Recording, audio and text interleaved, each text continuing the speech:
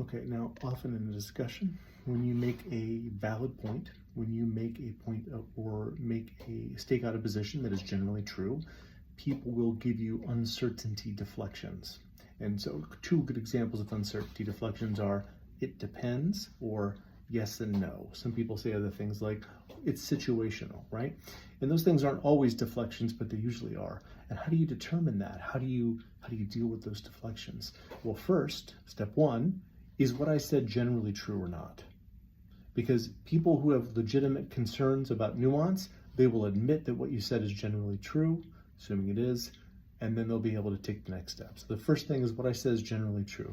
Number two, okay, what does it depend on, and how is that applicable to this situation? So people have good reasons and good nuance for saying it depends. We'll have no problem telling you exactly what it depends on and why that's valid for our discussion today. But I think you'll find most people will not be able to.